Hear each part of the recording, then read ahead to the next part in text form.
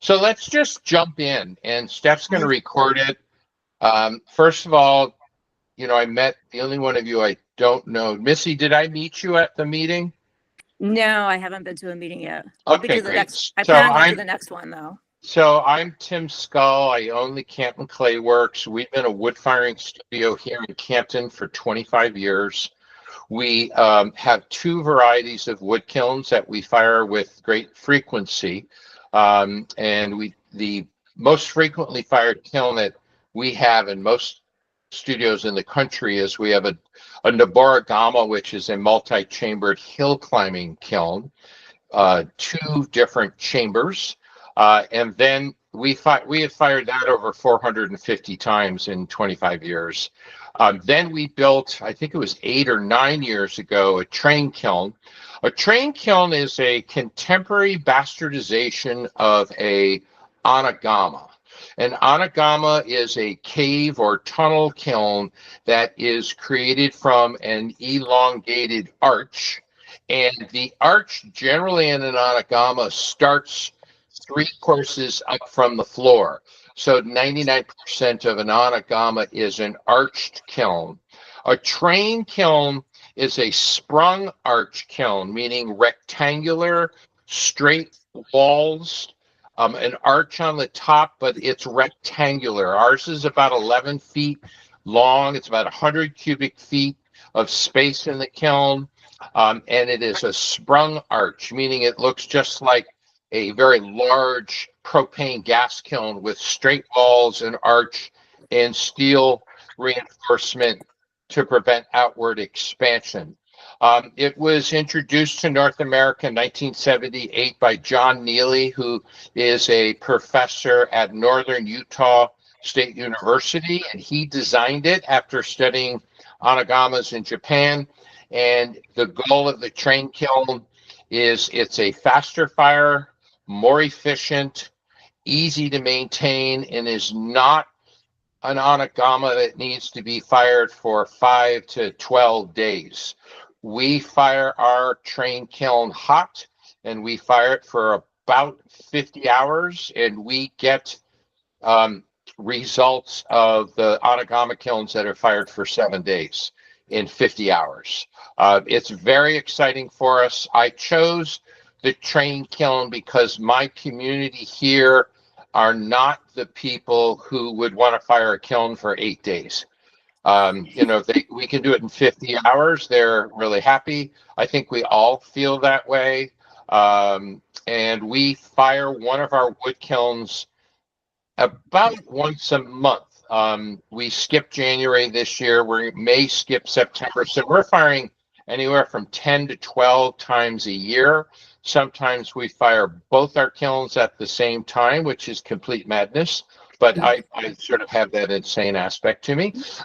And we've done that several times where we fired both kilns. The history of our program is we built the Noborigama 25 years ago. We have fired a wood kiln almost once a month for all those years.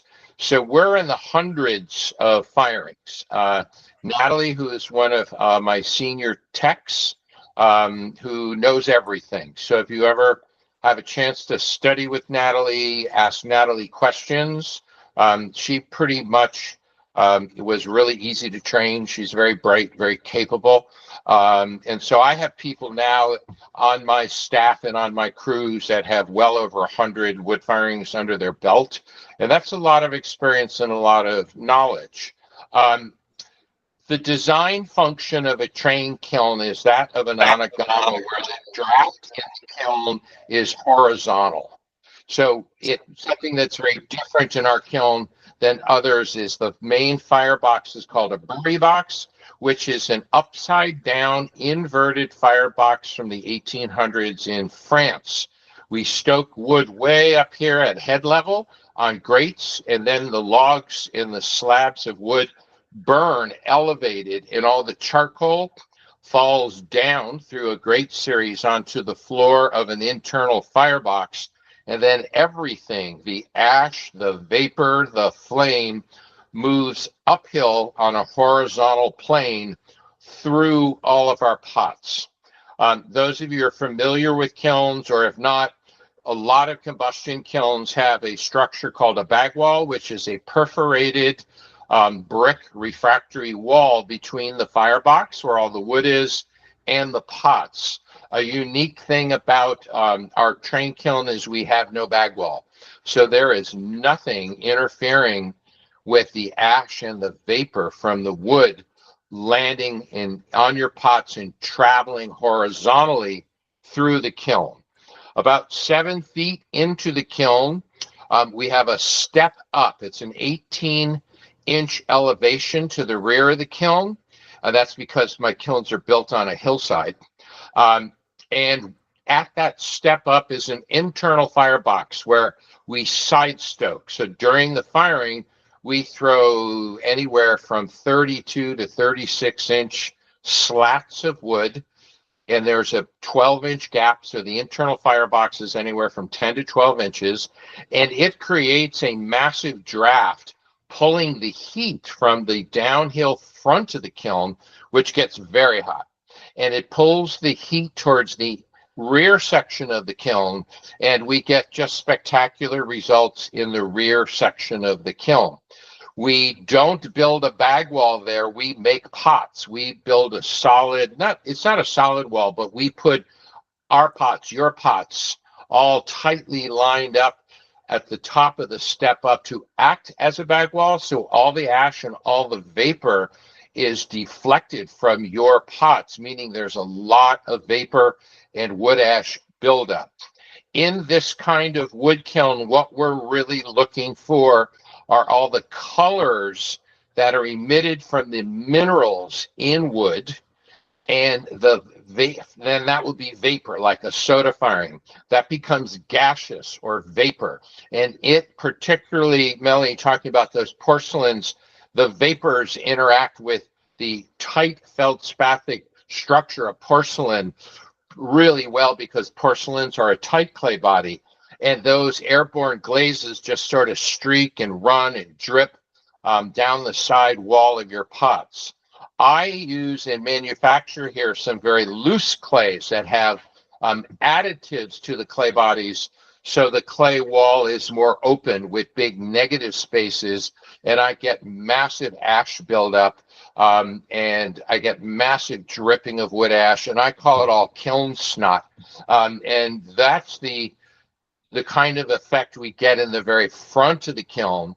So I end up being, and I can coach you, help you, advise you, even after this Zoom, through emails or a phone call, about what clay bodies I recommend in the different sections of the kilns. Because my goal, as I'm in my late 60s, and my goal at this stage in my career is to be as anal as possible in my wood firing, so that we get the best results we possibly can.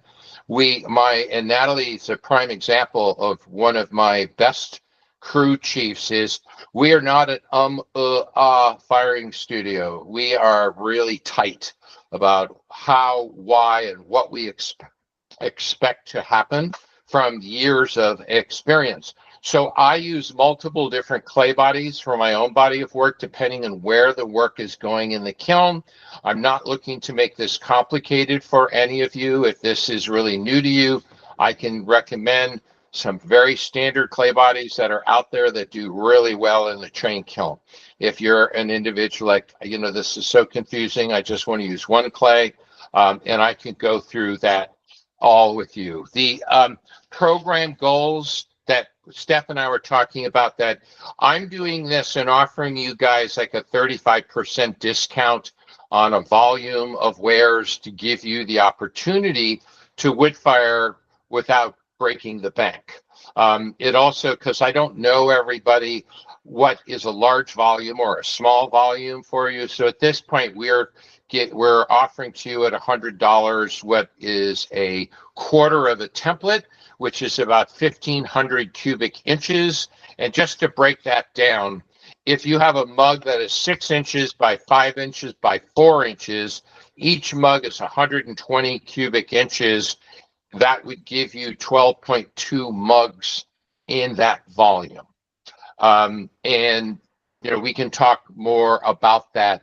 If there are individuals who want more space, I have plenty of space, and I'm happy to extend this 30+% discount off for anybody who wants to join us through the Guild.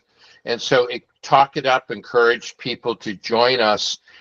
Part of the goals of this is to help Stephanie and Kate get the Guild off the ground with an interactive hands-on firing / workshop at an affordable price. It also lets me introduce our wood firing community and our service to a broader community of potters in the state of Connecticut. So those are really our goals. The schedule of the program is what we were thinking of, and Steph got about 10 people to positively respond to the survey, and we see there are 3 of you, and hopefully we'll get more. Is June 1st is the date that we are unloading our May train kiln firing, and I thought it would be great to get as many of you folks who are here because of the Guild to come to that unloading, see the results, meet the potters that glaze their pots, get firsthand information like, oh my God, I just love that. What glaze is that? And then we'll, depending on how many of us there are on the first, we'll either put up trade canopies outside and have an outdoor classroom for glazing, and we'll do a mini glaze workshop with maybe like 6 or 7 glazes. I'll talk you all through it, what I recommend.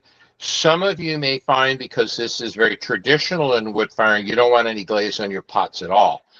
We fire really hot. We fire with a lot of wood, and 90% of your pots are going to come out glossy with wood ash patterns in design and vapor patterns in design with no glaze on them at all.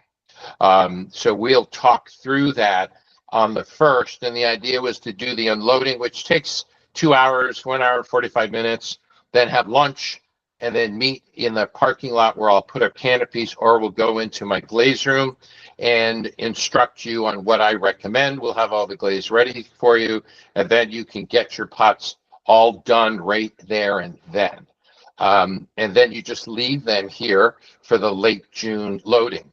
The next section of the program is the week of loading and firing, and I will send you all out a cohesive schedule of how we do it.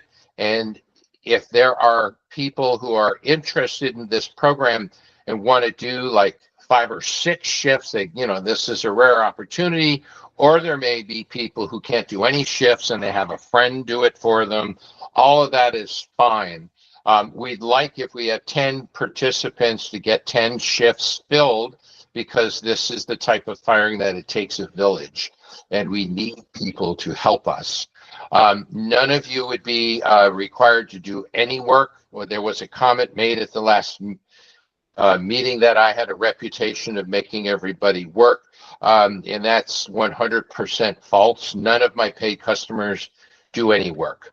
You might move a log 10 feet and we throw it in the kiln, but all the wood, all the splitting, all the relocating of the 5 cords of wood, we all do. Natalie's part of that crew. So there's no labor intensive experience, but we do encourage everyone to take at least 1 shift to learn part of the process, because wood firing is as much about part of the process as it is the aesthetics.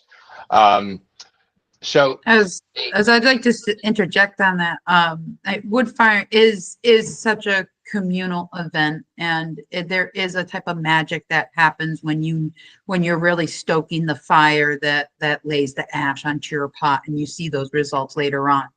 As us wood techs and his employees at Canton Clay Works, yes, we're doing all the laborious of cleaning the shelves, making sure all the material is prepped. We're doing that labor, but we like to have people involved in stoking the wood and just moving that part around the kiln. Sometimes people's perception of work can vary. So I just like to say that I like that effort and that teamwork of effort, and I'm always educating people what I'm doing with the kiln and why, just to give them a slight more understanding of their results too. So sorry to interject. No, that's great. All of my shift supervisors are educators. So there are none of them that have Asperger's and don't want to talk to you at all and leave me alone. They're all highly engaged with you, the participants, to get you to understand the process and to sweat throwing wood into the kiln. And one thing Natalie said is we really do get to watch the flame travel through the kiln. We do get to see the vapor and the wood ash build up on the pots and start to melt throughout the firing. But we're firing for, maybe at the most 50 hours. So it's dragged on through 2.5 days. And the next step of the process is unloading, which is usually done about 6 days after the firing. We like to let the kiln cool for about 5 days. The top of the kiln is an arch, but it's a mechanical arch that I lift with a winch system so that old man Tim and Brandon, my senior tech, can stand inside the kiln when we load and unload versus crawling in on our hands and knees. So we'll have an unloading where you can come, bring your friends, and get to see your pots get unloaded out of the kiln. That's also what we're doing on June 1st with the May firing. So you'll get to see that. On the Tuesday, Wednesday, Thursday before the firing, we load the kiln. We load the kiln in 3 half days. We break it down that way because we have class systems, and just about everybody in our program has other jobs or has, like many people I met at the meeting, teach at other studios and have to get going to their other employment. So we load in 3 days. People are welcome to come to the loading and see it.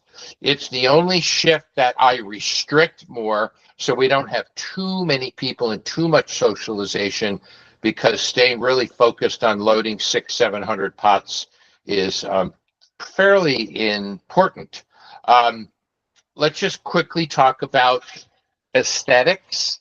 So I'm happy to, excuse me, my ear is itching. I am happy to send any of you, and Steph, if you get the emails of the group of 10 that are interested. I have beautiful photographic files of past train kiln unloadings that you can see the results this week of what we've done on kilns that we've unloaded over the last 1.5 years, and you'll see 300 pots and you'll be like, oh my God, and you'll cut and paste a photo and send it to me like, what was that? It's a lot of beautiful eye candy that we get out of the kiln. So aesthetics. I don't know all of you, and I don't know the aesthetics you're looking for and what you love. Photos will help you choose the aesthetics that you see coming out of the kiln. So in the very front of the kiln is where 90% of the wood ash runs, and I'm right now still cleaning up shelves and chiseling and cutting pots off stuck to shelves from a firing that was 3 weeks ago. And 90% of my pots in the very front of the kiln stick. And then I have to put about 1.5 hours on every pot, grinding them out, but the look is extraordinary. It looks like it's off the top of ancient ceramic magazines of Korean wood-fired work. That's the very front of the kiln. The raw porcelains do really well way up front. They flash like crazy with all the anywhere from lavender to pink to peach to mustard wood ash with no glaze at all. And you'll see in some of the photos those pieces. Then the middle of the kiln is the lower gradation of airborne wood ash, which is called fly ash, and a little less vapor. So the middle of the kiln is a little more muted than the front of the kiln, but still beautiful effects. And I'll go, when I'm done with this description of the sections, I'll go over some clay bodies that have to do with aesthetics. So the middle of the kiln is a little softer, it's a little safer. It doesn't generally generate pots stuck to the floor like the front of the kiln. And then the rear of the kiln is even juicier in terms of wood ash and vapor than the middle of the kiln, because people like Natalie, Brandon, and then I come down, really pushing what we call side stoke. That's where we throw the 32-inch lengths of wood into an internal small firebox, and we will side stoke. Gosh, when do we start? We start side stoke at 9 o'clock in the morning on Saturday and go right till 12 noon. So we're side stoking for 25 hours. And that puts a lot of ash and vapor in the rear of the kiln. So the rear of the kiln is really rich, really beautiful wood-fired effects, even on glazes. And when we do our glaze session, I will coach you on what glazes are good choices and what glazes not to. I'll only bring out glazes that I think are good choices for you. And the best thing for you to do is I'll send you, we'll put together a list of who was interested, and I'll send out a photo album so you can take a look at the kind of aesthetics and what you're drawn to. And then you can, ask me questions, or on the glaze day, I can help you reach those goals of that aesthetic. Now, one thing that you rarely hear in beginner wood firing, and I don't hear it from a lot of my competitors, and I put it in capital letters: clay body matters. So what clay you're using in what section of the kiln absolutely matters, and that's just because I'm anal about getting you the best results possible. So let's just talk quickly through clay bodies. A very generic, inexpensive, readily accessible clay body is B-Mix Cone 10. And it fires beautifully in the train kiln. It's sort of like a light amberish tanned skin color, but it gets a lot of ooey gooey rivulets of wood ash, or rivulets of vapor glaze running down.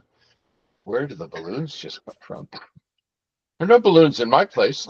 Anyways, you will get that on simply B-Mix Cone 10. Laguna also makes a B-Mix wood clay body, which Helmar, a secondary kaolin that flashes orange and beige and bronze, is mixed into the B-Mix Cone 10 clay. That also fires really well.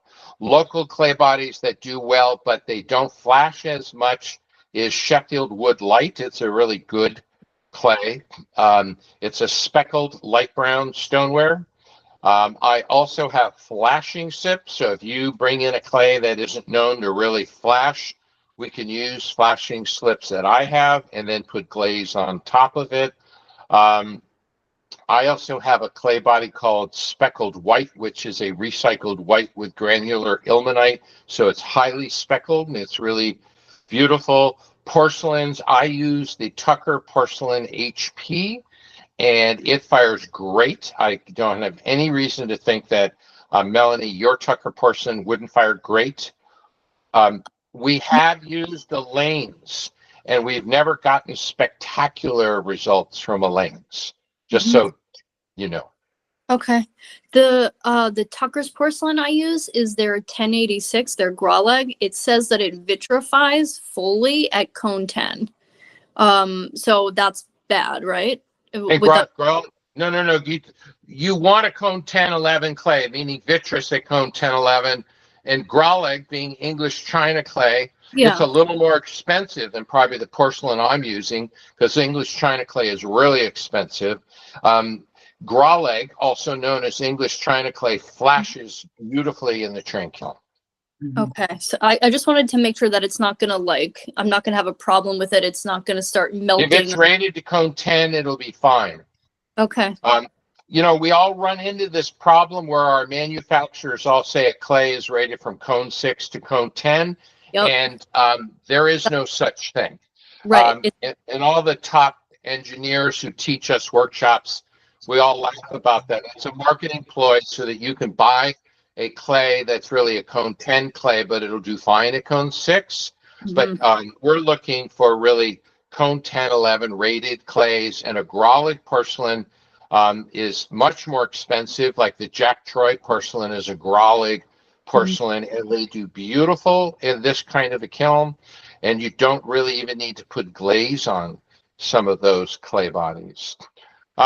Missy, tell us about what kind of work and what kind of clay are you firing up in Tolland? I fire to cone 6, but I've been Yep. using Laguna 550, even though it's a cone 10, but I fire to cone 6. And then I also think use the 550 BMX is 5. going to, I'm sorry to interrupt you. I think 550 is going to fire okay at my train kiln because it also, as far as I know, a Graulig porcelain. Yeah. 550 Yeah, is a it's- sophisticated Yeah, it's clay. rated cone 10. Yeah. Okay, it's I have a rated. dumb question. Is Oh. the wood firing a single firing, or should we bisque We're fire gonna- it before we bring it?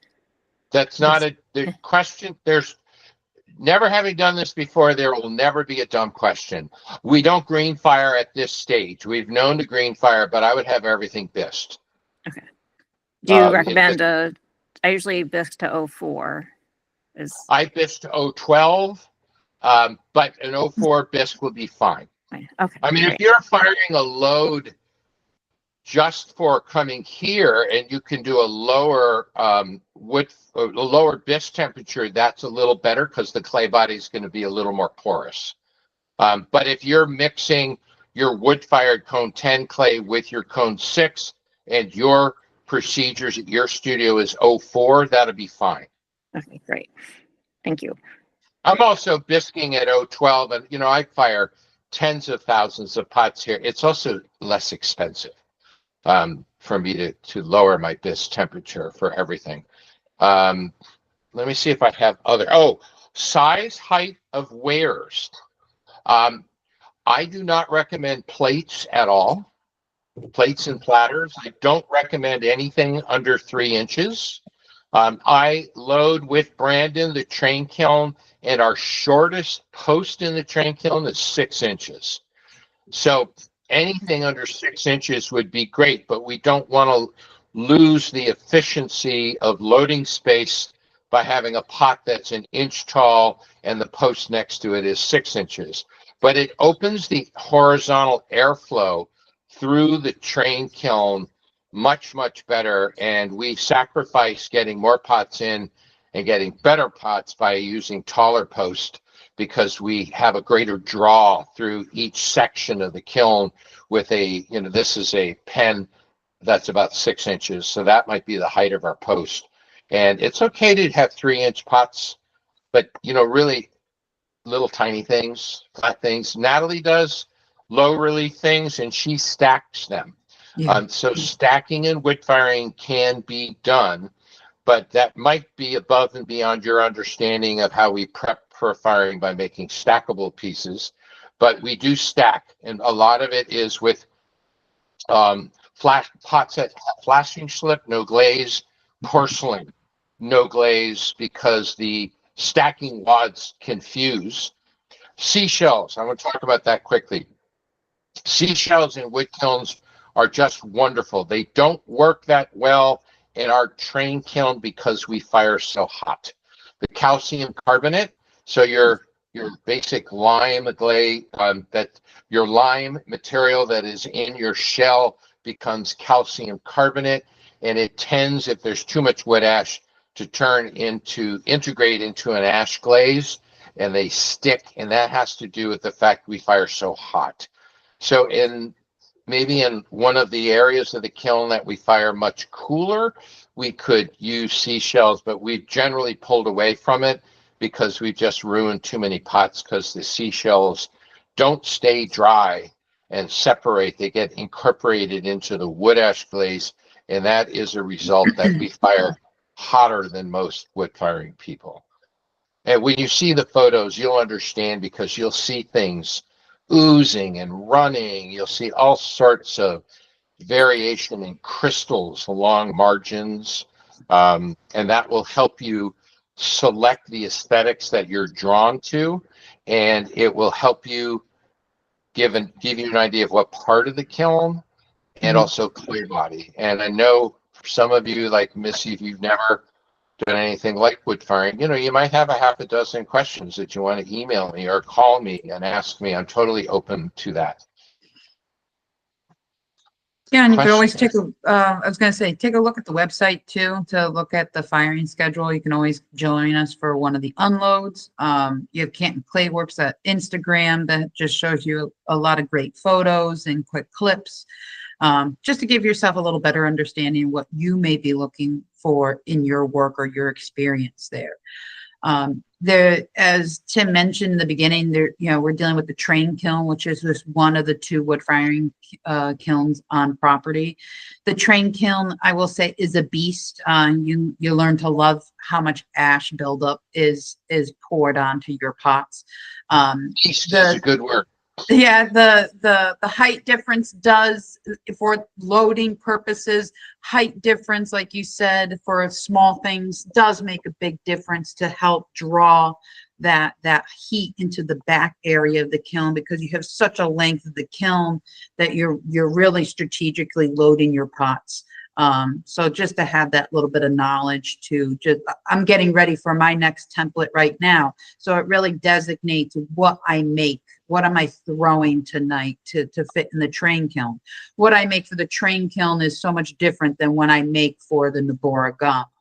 I have 3 different clay bodies that go into the train kiln, and I'm going to put them in various places because I've had experience with both the front and the back, and Shino glazes versus flashing slips.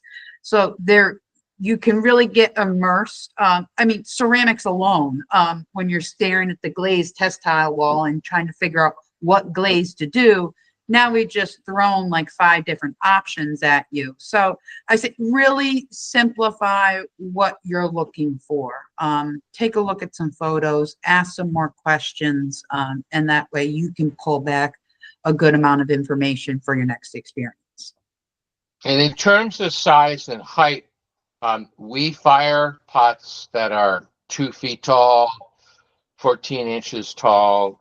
In the front of the kiln, we have a gradation from 14 inches to the internal firebox of 9 inches. So we put our taller pots in the very front and on the floor. I'm not trying to say that you're restricted to under 6 inches. You can make pots that are taller than 6 inches, and we will have areas in the kiln that taller pots will fit. And I just don't like, I'm not really fond of 2-inch tall pots or flat service plates.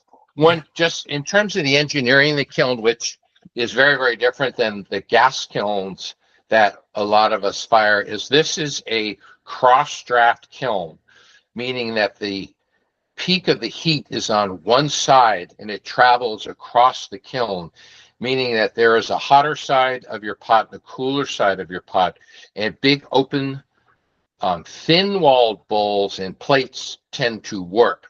If you're making a sizable bowl or a ramen bowl, reinforce your rim, put your chamois over it, put your fingers over it.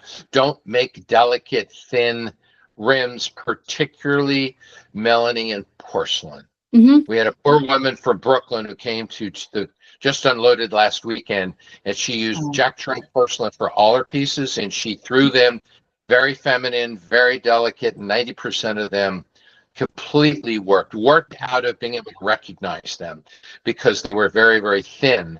So in your porcelain, make them a little thicker, reinforce the rims to prevent warpage. When you say don't, what I guess an estimate of like what that means. I don't think that I throw very thin. I know people who have thrown way thinner than I have, but I don't know, what would you say? I can't judge you on a Zoom on your pots, but just reinforce, if open forms like this, reinforce the rims, fold the rim, chamois the rim, thicken the rim. That will really help. This same woman did some nice vertical vases and pitchers, and they were thicker and they came out great. But the dainty thin porcelain, stoneware holds its form better than porcelain when it's sold. I remember the small sippers she had, which they were spherical, but then they kind of warped into like little pitchers. And her rims were they were so tapered. It was like envelope, really, really, really tight towards the top. I mean, you're talking less than an eighth of an inch. If you're going a quarter of an inch, I think you're going to be better. You go a little bit thicker, you're going to do much better. I know with some people with porcelain, when they're throwing, they're throwing so thin that they want the translucency when they go up to a light source. Maybe not particularly that thin you want to do for wood firing. So. Thank you. So I also, and Missy Tolland's not that far. We're due south of you. I have all the clay bodies. You're welcome to come visit. I can show you the kiln and talk so you can see physically what the front, middle, and back is. I right at this moment have all the clays in inventory, and that's the scoop. I don't know there's more information, but I'm sure because this may be new to some of you, there may be a lot of questions, and don't hold back on questions. I have another question. How do carved pieces work in the wood kiln? Do they come out well? Oh, yeah, I like to do Spectacular. sgraffito and carving, so. Okay.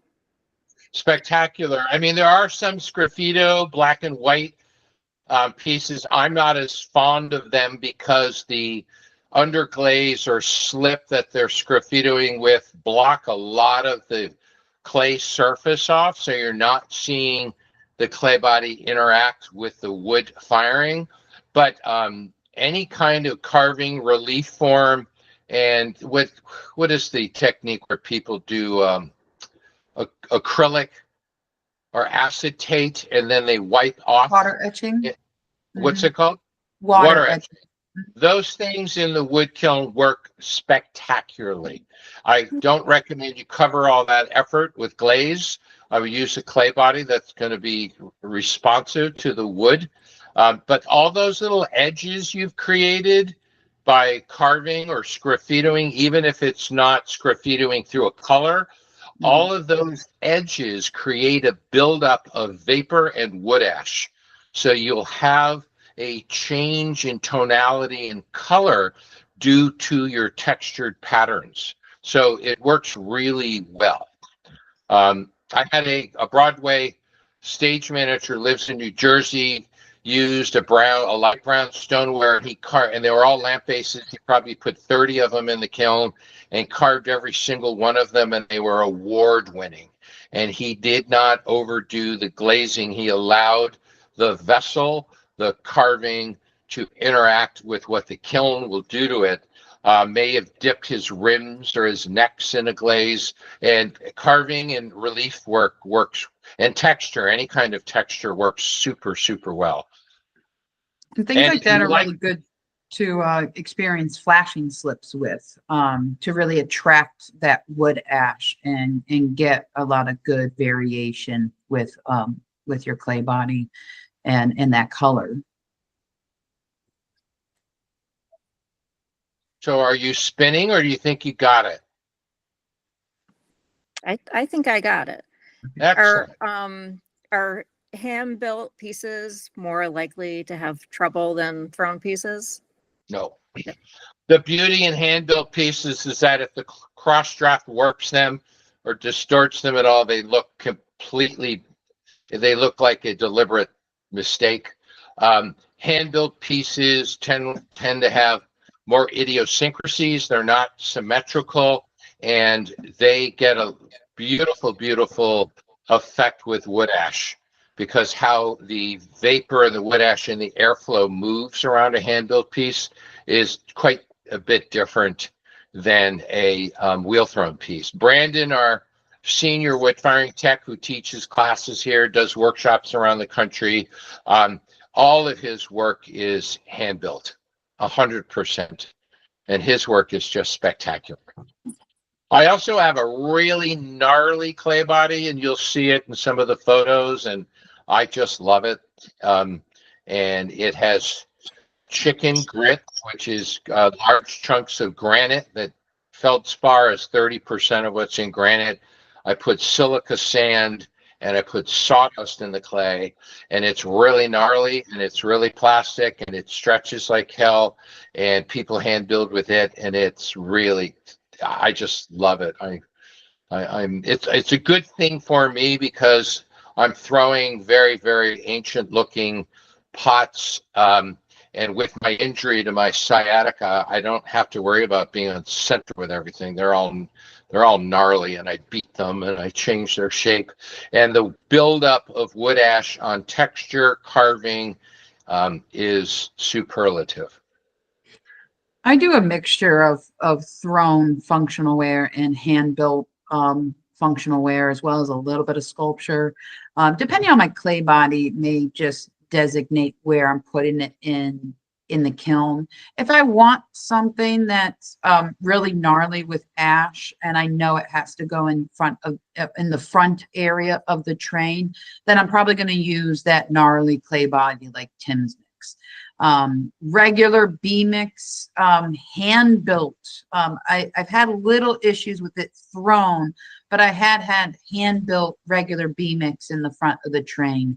That wasn't the best idea. I had some dunting because it got so hot in the front. But I've had better experience now using a clay body like the Tim's mix in the front of the kiln, being able to take a little bit more of that heat and less shrinkage, basically less shrinkage for that amount of heat. So that just kind of designates what I'm hand building, where I want it to go, and what clay body I'm going to use. So we're almost been on for an hour, and what I want to do is really encourage you, talk to your friends, your studio mates. This is a really, really cool experience. It's really fun. I mean, we are all pyromaniacs right out of Rikers Island. I mean, we just love our pyrotechnics in the kiln. You get to see the flame, you get to see the ash, you get to see everything that's going on, and then you get to see all the results of your efforts as part of the village or the team that fired the kiln. So it's probably, in my opinion, I've been doing this over 40 years, sort of the pinnacle of interactive ceramics with a community. And we do have beautiful glazes, and you unless we have a horrible weather event, you're going to get spectacular results. We get really, really good results. That's why we all keep coming back. Mm-hmm. Any more questions from anybody? I do have one more. I guess so. My work mostly just has a lot of patterns with black iron slip. I don't know if, I guess I'm possibly worried about bubbling, like if, being that like iron breaks down at lower temperatures than other materials. I was just wondering what you thought about using. Is this a iron slip you're making at home or a commercial underglaze? It's a slip. So I just use my clay trimmings. I use my clay body with black iron oxide and Epsom salt and Darvan. It's like a cast. Do you have a sample of that ready to go now at home? I don't. Like a bisqued piece? Yeah. No. Not. You know what? Can you make that happen? Because I'm loading a week from Tuesday the train kiln, and I could put a sample in so you can see. Actually, I would love that. We could put a test piece in. Yeah. Okay. That would be great. I can email you after this. To have answers like that, you have to test things. There's no carte blanche answer to things. You have to test things. Iron is a flux in reduction at these high temperatures. So how stable is your iron slip that you're making at home? Depends on how much iron, depends on the atmosphere of the kiln. The best thing we could do is put a piece in and test it. I mean, in theory, it sounds like it would be okay if it's part of the clay body, but Tim's right, without testing it, just not knowing for sure. And you just hate to ruin a body of work like that. Yeah. So, yeah. I'm open to people Absolutely. dropping off samples to test when they don't have an answer. As long as it's a cone 1011 clay, I put in test all the time. Okay. Okay. Cool. Missy, do you have any more questions? No, will you be at the next meeting in Willimantic? Just in I case. hope to. Okay, because if something pops in my head, if I don't send you an email, I'll at least be able to ask him. But you also can, I'm probably 35 minutes due south of you. I used to spend a lot of time in Tolland and Granville. You can just go directly due south onto Route 179 off of Route 20 and come right to us if you want to come buy some clay or just ask some questions Absolutely. and see the things. It's not that far. And And we're is- about an hour from Middletown, Natalie? Yeah, yeah. Yeah. Yeah, So about Melanie, 40 you're an minutes. hour away. Yeah. Okay. And where can And are you going to send everyone on the list photos of pieces that come Yeah, out? well, I'll Or? ask Stephanie if you can. I know there was that privacy issue. You just need to tell me how you want to manage the privacy issue. I could simply send you an email with all the photo links for Okay. you to send out, or you can send me the emails and then I'll send the photos out. It doesn't matter to me. It's a wonderful resource, and we'll try to get that done this week so that you have some resources on the different aesthetics. And you can cut and paste a photo and send it to me. What do you think this is? I won't have all the answers. I'm not one of those persons that have all the answers, but I've been the director of every train kiln firing in over 400 Noborigama kilns here. So I do have a lot of knowledge, but I am also aging. And so memory sometimes is a little more precious than you think. And that's the scoop. It's exciting. I hope you'll all join, and please feel free to encourage your friends. It's not expensive. It's an incredibly exciting hands-on type of firing. Totally different than anything you've ever seen, unless you have wood fire like Melanie wood fired once or twice at Alfred. But it's really extraordinary. Nice. Well, Tim, thank you so much for just all of the information and answering all the questions. And everybody else, thank you for being on. I know it would, we only had a few days notice. And there were definitely some people that wanted to be on that couldn't make it. So we're recording this. Hopefully it comes out good, and I will email that out shortly. And then, yeah, Tim, anything, like any pictures or anything that you want to send out, I guess just send them over to me and I will send them out to everybody Great. that way. Yeah, thank you Great. so much. Thank Very you. good. Thank Okay, you, bye everybody. guys. Thank you. All right, Take guys, care. thank you so Bye. much. Thank you. Take care.